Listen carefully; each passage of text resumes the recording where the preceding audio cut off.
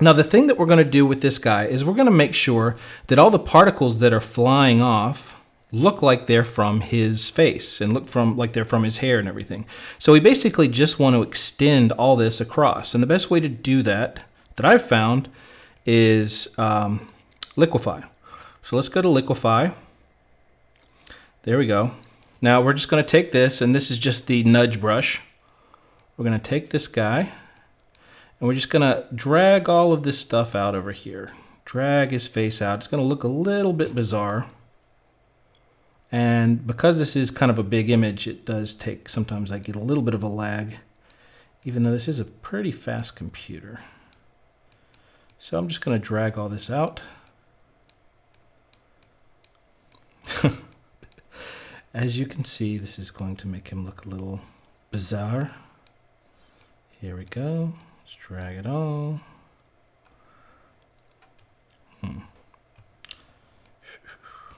You know what I find is that whenever I'm on a PC, whenever I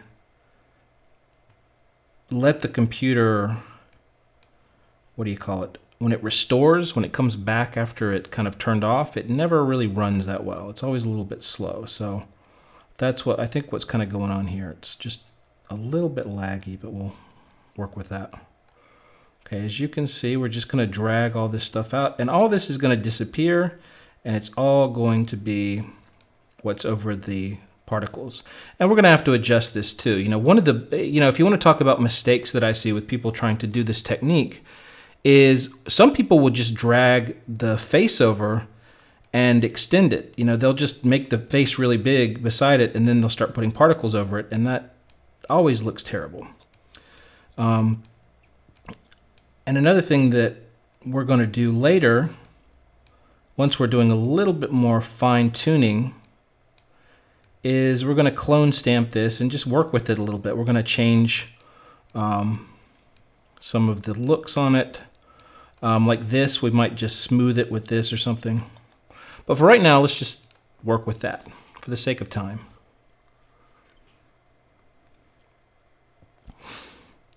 As we wait here, waiting for the Liquify results on my computer that for whatever reason is going very slow. My apologies, guys.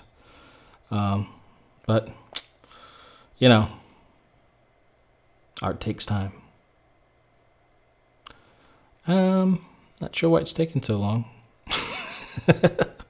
Okay, here we go. Just working on it. Just working on it. So, I've done this effect a few different times, and this last time that I did it, I really kind of made some breakthroughs that I think kind of set this apart from some of the other ones I've seen on YouTube. And I've seen about, there's probably like 10 disintegration tutorials on YouTube, and they all they look good, and they would pass, and they have that kind of, that feel that I think everybody, looks at and goes, oh yeah, that's really cool or whatever. But they're just missing something. And maybe it's just, with all my pictures, I kind of, I like to overlay stuff, and to put stuff that really kind of manipulates the picture. Okay, here we go. All right, now we have this guy. Bloop. He looks like some sort of science fiction monster. Okay, now we can start going. I mean, it's really that fast, What we need to do now is to get our brushes. And our brushes are really the most important part of this whole process. And like everything, I'm just going to show you what I would do if I was putting this together, if you were like sitting behind me and I was doing this for the first time.